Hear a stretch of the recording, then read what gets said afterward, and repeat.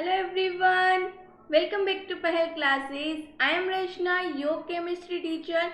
हमने अपने previous video lecture में बॉयल्स लॉ के बारे में पढ़ा था, that is pressure inversely proportional to volume. इस चीज के बारे में हमने प्रीवियस वीडियो लेक्चर में देखा था। जो मैंने आपको अभी इन्वर्स में रिलेशनशिप बताया प्रेशर एंड वॉल्यूम के अंदर, वही रिलेशनशिप को क्या बोलते हैं हम, बॉयल्स लॉ बोलते हैं। जो किसने दिया था, रॉबर्ट बॉयल ने दिया था। और किसके थ्रू दिया था, उन्होंने एक एक्सपेरिमेंट किया था, उसके थ्रू उन्होंने प्रेशर और वॉल्यूम का रिलेशन बताया और उसके बाद में अपना एक लॉ दिया। ओके, जिस लॉ को क्या बोला जाता है, बॉयल्स लॉ। ये सब हमने प्रीवियस चैप्टर में पढ़ा था। इसके अलावा हमने ये भी देखा था कि कैसे कुछ 3-4 उस पे बॉयल्स लॉ पे बेस्ड क्वेश्चन थे, वो हम लोगों ने सॉल्व किए थे। ओके, सो आज के वीडियो लेक्चर को हम स्टार्ट करेंगे चार्ल्स लॉ के साथ में। ओके, चार्ल्स लॉ हम देखेंगे कि क्या होता है। जैसे जैसे हमने बॉयल्स लॉ के अंदर रिलेशनशिप देखा था, उसके रिलेटेड एक्सपेरिमेंट देखा था, फिर बाद में बॉयल्स लॉ के बारे में पढ़ा था।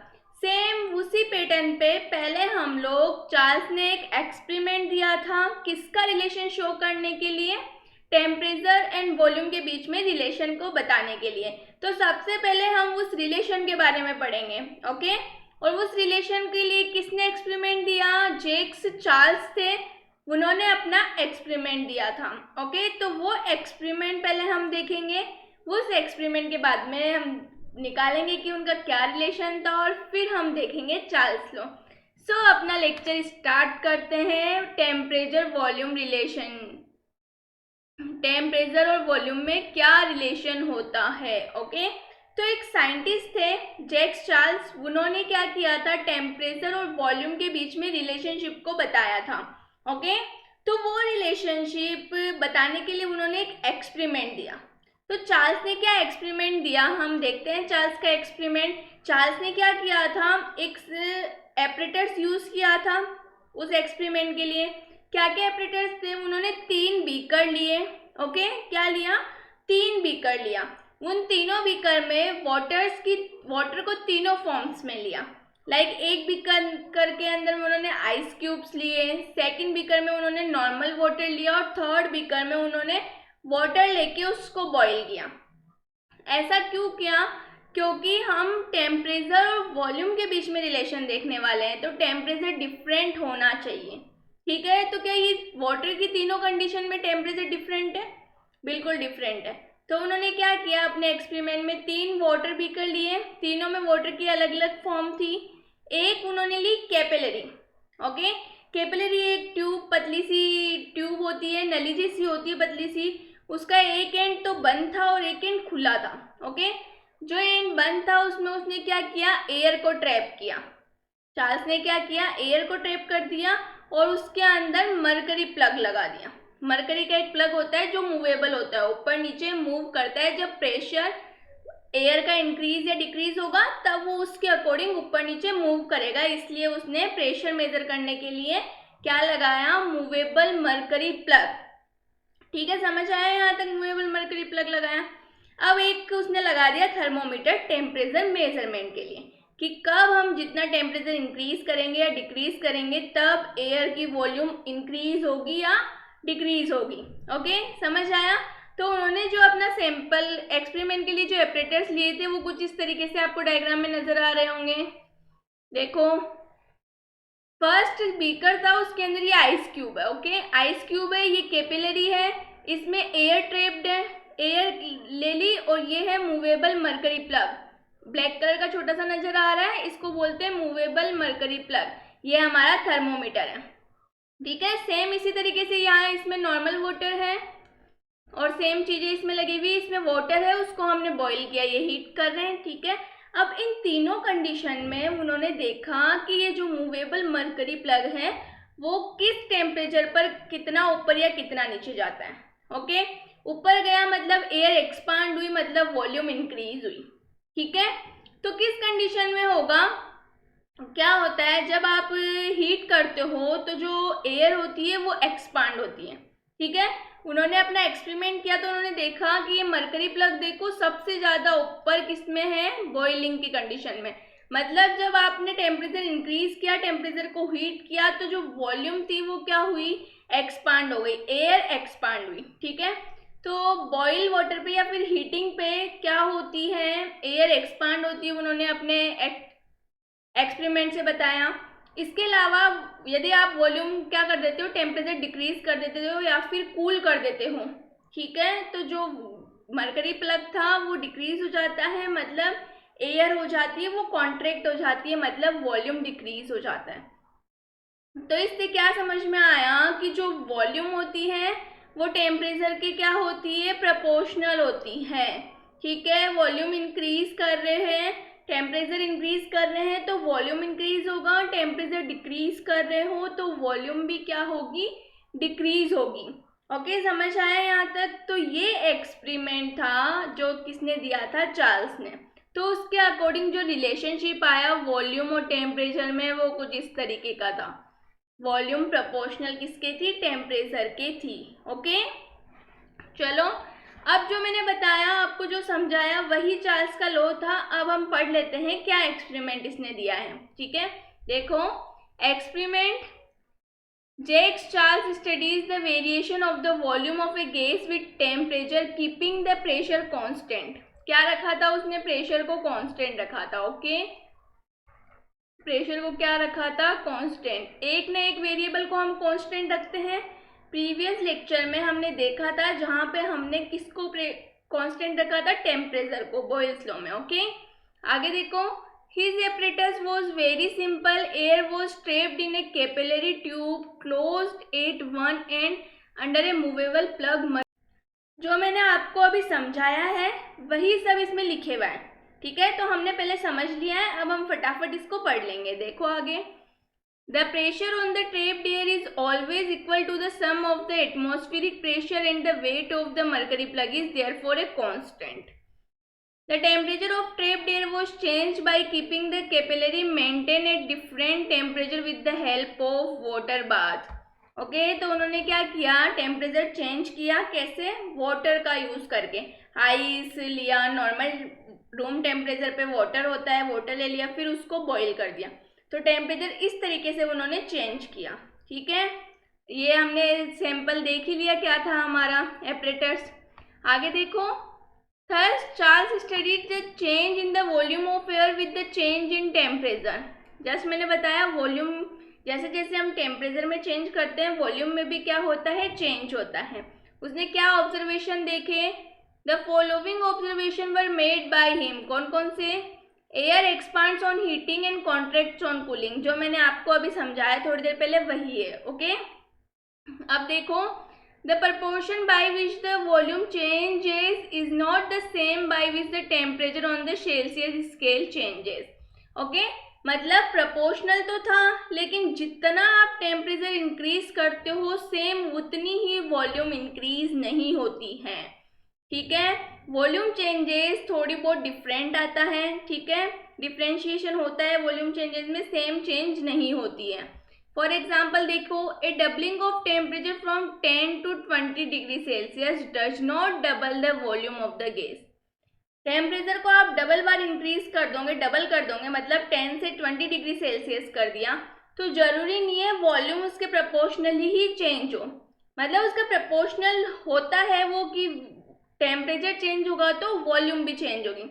मतलब ये वैल्यू फिक्स नहीं है कि आपने वॉल्यूम डबल की है तो टेम्परेचर डबल किया है तो वॉल्यूम भी डबल चेंज होगी, ऐसा बिल्कुल नहीं है। वॉल्यूम ऑफकोर्स चेंज होगी, उसको इंक्रीज करोगे तो वॉल्यूम भी इंक्रीज होगी, लेकिन सेम इंक्रीज हो ऐसा जरूरी नहीं है।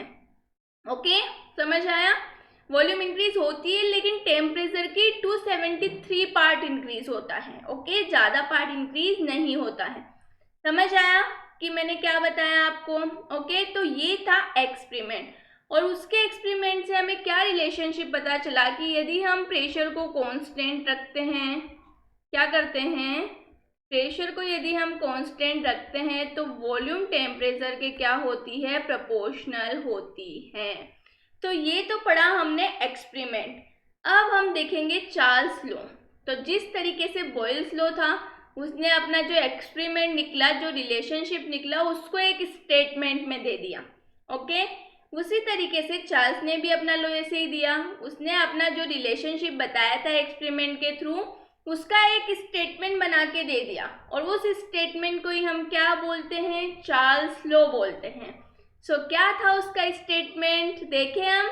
उसका स्टेटमेंट ये था, कोई भी गैस का यदि प्रेशर आप कांस्टेंट रखते हो तो उसकी जो वॉल्यूम होती है वो क्या होती है, टेम्परेचर के प्रोपोर्शनल होती है। समझ आया? तो उसी को उन्होंने क्या कहा, चार्ल्स लॉ कहा। ठीक है, देखो क्या बताया उन्होंने, the volume of given mass of a gas is directly proportional to its absolute temperature if the pressure is kept constant. Pressure को यदि आप कांस्टेंट रखते हो तो वॉल्यूम उस टेम्परेचर के क्या होती है, प्रोपोर्शनल होती है। तो क्या चार्ल्स लॉ आपको समझ आया क्या है? चार्ल्स लॉ का यदि मैथमेटिक एक्सप्रेशन लिखते हैं तो देखो, वॉल्यूम प्रोपोर्शनल टी। अब मैंने आपको प्रीवियस वीडियो लेक्चर में भी समझाया है कि कहीं भी यदि प्रोपोर्शनल साइन आता है तो उसको जब हम हटाते हैं तो एक कांस्टेंट आता है, और उस कांस्टेंट को क्या बोला जाता है, प्रोपोर्शनलिटी कांस्टेंट। यहाँ भी हमें सेम करना है, प्रोपोर्शनल साइन हटाएंगे, कांस्टेंट लाएंगे। कैसे लाएंगे, volume equal to constant proportionality temperature. ये आया आपके पास में प्रोपोर्शनल साइन हटाने के बाद में इक्वेशन। अब क्या करोगे, टेम्परेचर को उस तरफ भेज दो तो कैसे हो जाएगा, डिवाइड में चला जाएगा और ये आ जाएगा के कांस्टेंट। ठीक है, ये है आपकी इक्वेशन। अब जिस तरीके से कल हमने दो कंडीशन ली थी उसी तरीके से आज भी आप दो कंडीशन ले लो। क्या करो, इनिशियल कंडीशन में V1 वॉल्यूम थी, T1 टेम्परेचर था, फाइनल में V2 वॉल्यूम थी, T2 टेम्परेचर था। तो हम इसको किस तरीके से मेजर कर सकते हैं, लिख सकते हैं V1 T1 is equal to V2 T2 is equal to K। इसको हम बोलते हैं चार्ल्स लॉ इक्वेशन। क्या बोला जाता है, चार्ल्स लॉ इक्वेशन। ठीक है, ये जो इक्वेशन बताइए, इस इक्वेशन से रिलेटेड क्वेश्चन आंसर आते हैं। ये इक्वेशन इंपॉर्टेंट है, आपको आनी चाहिए। समझ आ गई क्या इक्वेशन थी चार्ल्स की?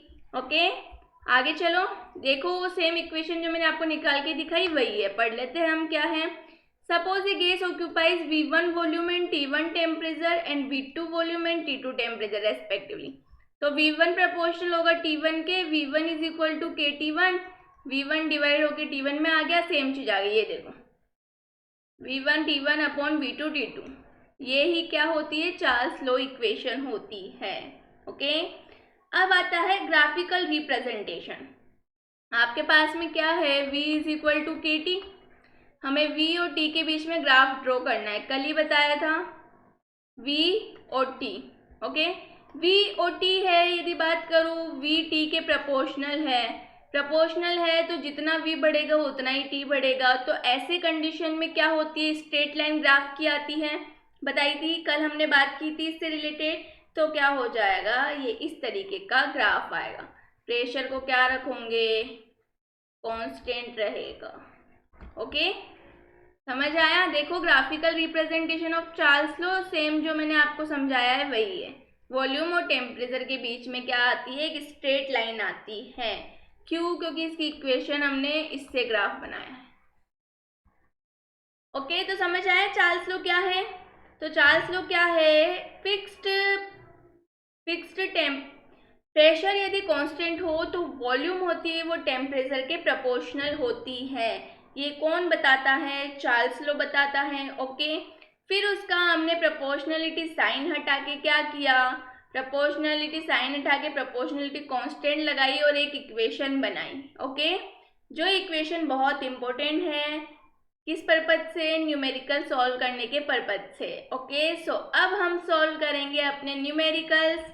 देखते हैं, आगे बढ़ते हैं और देखते हैं क्वेश्चंस। ओके, फर्स्ट क्वेश्चन आपकी स्क्रीन पे आपको नजर आ रहा होगा, पढ़ते हैं क्वेश्चन क्या है। Convert the following temperatures on the Celsius scales to the Kelvin scale. आपको ये मैंने प्रीवियस वीडियो लेक्चर्स में बताया था कि आपको कन्वर्ट करना आना चाहिए। आपको मैंने एक इक्वेशन भी लिखवाई थी, आई होप आप सब लोगों को वो इक्वेशन याद होगी। ओके, देखते हैं। देखो, कन्वर्ट करने के लिए किसको बोल रहा है? डिग्री सेल्सियस में आपको दिया है टेम्परेचर और कन्वर्ट करने को बोल रहा है केल्विन में। तो हमें बिल्कुल आता है। कैसे आता है? देखो, kelvin is equal two degree Celsius plus 273।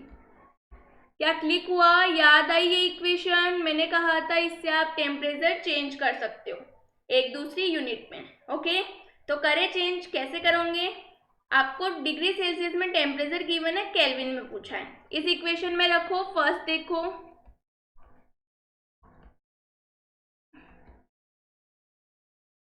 Degree Celsius में कितना दिया हुआ है? 25 डिग्री सेल्सियस। यहाँ पे कितना है? 273। ओके, 25 को 273 से आप प्लस करोगे तो आपके पास में कितना आ जाएगा? के की वैल्यू 298 केल्विन। ठीक है, मतलब केल्विन के अंदर टेम्परेचर आ जाएगा 298 केल्विन। समझ आया कैसे आया? ओके, तो ये हो गया फर्स्ट। इसी तरीके से आप सेकंड भी चेंज कर सकते हो। क्या है डिग्री सेल्सियस के अंदर? -25 डिग्री सेल्सियस प्लस 273। तो 273 में से यदि 25 जाएगा तो क्या बचेगा आपके पास?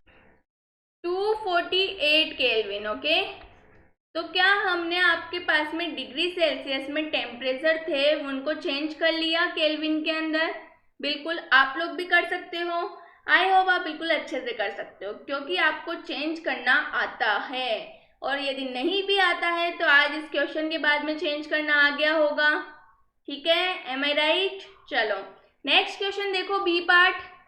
क्या बोल रहा है? Convert the following temperature on the Kelvin scale to the Celsius scale. पहले हमें टेम्परेचर सेल्सियस में गिवन था, केल्विन में चेंज करना था। अब आपको केल्विन में गिवन और चेंज किस में करना है? डिग्री सेल्सियस में। कैसे करोगे? सेम इक्वेशन, केल्विन में टेम्परेचर, डिग्री सेल्सियस में, और 273। केल्विन में कितना गिवन है? 159 केल्विन। डिग्री सेल्सियस में निकालना है 273। 273 को उधर लेके जाओ, माइनस हो जाएगा।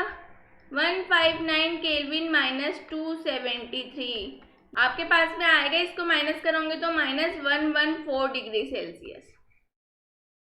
ओके, इसी तरीके से आप सेकंड भी कर सकते हो। आपको क्या करना है? माइनस करना है 254 में से 273।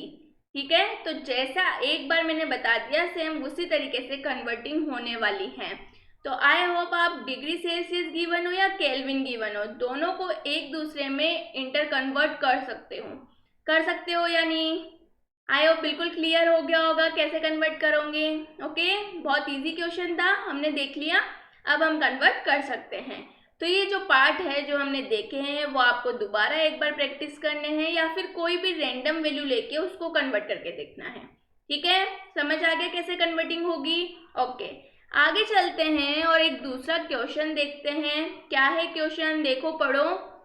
ए given amount of hydrogen gas occupies 2.4 litre at 0 degree Celsius and 1 atmosphere. ठीक है, आपको एक गैस गिवन है। ठीक है, वो क्या करती है? 22.4 लीटर वॉल्यूम ऑक्यूपाई करती है 0 डिग्री सेल्सियस पर और 1 एटमॉस्फेयर पे। ओके, देखो वॉल्यूम गिवन है आपको V1 22.4 लीटर। ओके, T1 आपको गिवन है 0 डिग्री सेल्सियस। प्रेशर कांस्टेंट है, देखो 1 एटमॉस्फेयर इधर है और इधर भी 1 एटमॉस्फेयर है। तो what is the volume at 1 atmosphere and -182 degree Celsius? Pressure constant, मतलब आपको पता चल गया कि कौन सा लॉ यूज होने वाला है? Charles law. V2 question mark निकालना है। T2 आपको गिवन है -182 डिग्री सेल्सियस। टेम्परेचर को क्या करो? केल्विन के अंदर कन्वर्ट करो। इसको कैसे करोगे केल्विन में कन्वर्ट? 273 प्लस कर दो 0 डिग्री सेल्सियस में, क्या आने वाला है? 273 केल्विन। ठीक है, T2 कितना आएगा? -182 degree Celsius plus 273 kelvin. Okay, आप 1 केल्विन। ओके, कितना आया? 91 केल्विन। ठीक है, तो ये कन्वर्ट करना मैंने फर्स्ट क्वेश्चन इसीलिए सिखाया है। जितने भी क्वेश्चन है आपको केल्विन के अंदर आंसर निकालना है, मतलब केल्विन में कन्वर्ट करके पुट करनी है चीज़ें। फिर उसके बाद में यदि डिग्री सेल्सियस में दिया है तो वापस डिग्री सेल्सियस में कन्वर्ट कर दो, टेम्परेचर पूछा है तो। ओके, यहाँ पे वॉल्यूम पूछी है तो हमें केल्विन में इनको कन्वर्ट करके आंसर निकालना है। कर लिया दोनों टेम्परेचर को। अब हमें पता है according to Charles equation V upon T is equal to constant. तो कैसे हो सकता है, V1 upon T1 is equal to V2 upon T2। Values put करो। V1 कितना है 22.4 लीटर अपॉन T1 है 273 केल्विन। V2 हमें निकालना है, T2 है 91 केल्विन। ठीक है, V2 निकालना है, 91 को मल्टीप्लाई में ले जाओ, उधर क्या आने वाला है 22.4 litre multiply 91 kelvin upon 273 kelvin. जब आप इस इक्वेशन को सॉल्व करोगे आपके पास में V2 आ जाएगा और वो V2 कितना आएगा 7.46 लीटर। ओके, सॉल्व करेंगे, हम करके देखेंगे तो पता चल जाएगा कि V2 क्या आने वाली है 7.46 लीटर। तो समझ आया कैसे किया न्यूमेरिकल हमने? कोई दिक्कत इसमें किसी को? आई होप कोई दिक्कत नहीं है। चलो आगे चलते हैं और देखते हैं दूसरा क्वेश्चन। सेकंड क्वेश्चन क्या है हमारे पास में, देखो पढ़ो। To what temperature must gas 827 degree Celsius be cooled in order to reduce its volume 1/3 its original volume, pressure remaining constant। First चीज क्वेश्चन को अच्छे से पढ़ो और वो क्या पूछना चाहता है ये समझ आना चाहिए। ओके, क्वेश्चन हमने पढ़ा तो मुझे ये समझ आया कि इसमें प्रेशर तो कांस्टेंट है। ओके, और हमसे पूछ रहा है कि किस टेम्परेचर पे एक आपको गैस गिवन है उसकी वॉल्यूम क्या हो जाती है 1/3 हो जाती है।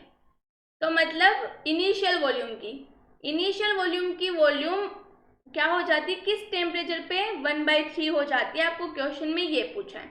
मतलब मैं मान लूँ, आंसर देखो, मैंने मान लिया कि इनिशियल वॉल्यूम कितनी थी, मतलब V1 V था, बाद में कितनी वॉल्यूम बता रहा है ये, इनिशियल वॉल्यूम की 1/3 वॉल्यूम हो जाती है। मतलब क्या V2 को मैं V/3 लिख सकती हूँ?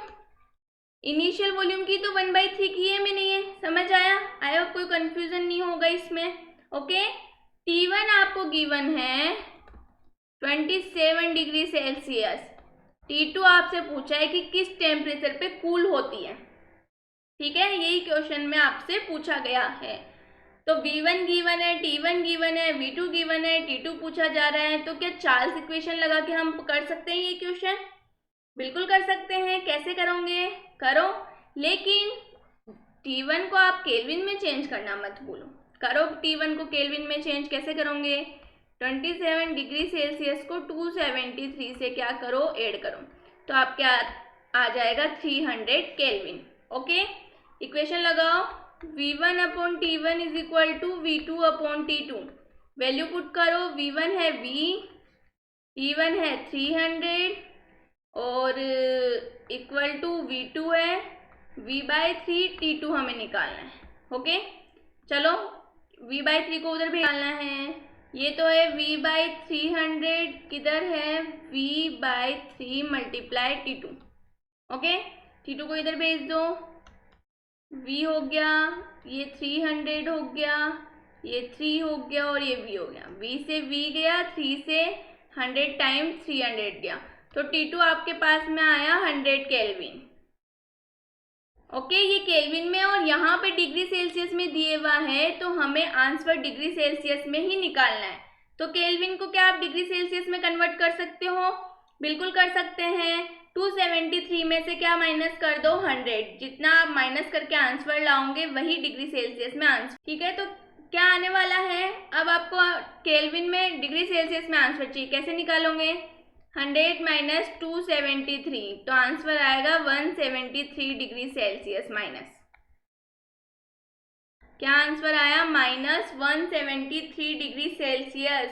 तो इतने टेम्परेचर पे गैस क्या हो जाती है, कूल हो जाती है। ओके, समझ आया कैसे क्वेश्चन किया हमने? ठीक है, पहले हमने V1 देखी, फिर V2 निकाली, फिर टेम्परेचर को कन्वर्ट किया, T1 देखा, फिर T2 निकाल लिया और T2 को फिर से डिग्री सेल्सियस में हमने क्या कर दिया, कन्वर्ट कर दिया। ओके, आंसर आपके सामने है ही। आगे चले, चलो अपना आज के लेक्चर का लास्ट क्वेश्चन है, पढ़ते हैं इस क्वेश्चन को क्या बोलना चाह रहा है ये देखो। The volume of A given mass of a gas at 17 degree Celsius is 100 centimeter cube. To what temperature should it be heated under the same pressure so that it would occupy a volume 150 centimeter cube. इतना easy question given है आपको, साफ साफ बोल रहा है temperature given, temperature पूछा है, वॉल्यूम गिवन है, initial and final, initial temperature भी गिवन है, आपको पूछ रहा है T2. ओके, तो आप निकाल सकते हो। पहले आप खुद से प्रैक्टिस करो वीडियो को पॉज करके, बाद में आंसर देखना। ओके, सो आई होप आपने कर लिया होगा। अब हम देखते हैं क्या आता है इसका आंसर। देखो T1 आपको गिवन है 17 डिग्री सेल्सियस। पहले इसको कन्वर्ट करो किस में, केल्विन में। तो 17 को आप 273 से ऐड करोगे तो आपके पास में क्या आने वाला है, 17 को 273 डिग्री से ऐड कर 290 केल्विन। ओके, आया समझ में। आगे देखो V1 अपने पास में है 100 सेंटीमीटर क्यूब। ओके, V2 आपके पास में है 150 सेंटीमीटर क्यूब। T2 हमें पूछा है, according to Charles law pressure constant है ही, तो क्या हो जाएगा V1 upon T1 is equal to V2 upon T2। V1 कितना है 100, T1 कितना है 290 इज इक्वल टू V2 है 150, T2 हमें निकालना है। तो निकालो, कैसे निकालोगे, T2 is equal to 150 multiply 290 upon 100। जब आप इसको सॉल्व करोगे आपके पास में आंसर 435 केल्विन। ओके, ये आ गया T2। ठीक है, अब ये केल्विन में है, हमें चाहिए डिग्री सेल्सियस में आंसर। कैसे निकालोगे, 435 को माइनस कर दो 273 से। ओके, जैसे ही आप माइनस करोगे आपके पास में आंसर आ जाएगा 162 डिग्री सेल्सियस। कैसे निकाला हमने, कितने इजी क्वेश्चंस थे। आई होप आप सब लोगों को समझ आ गया होगा।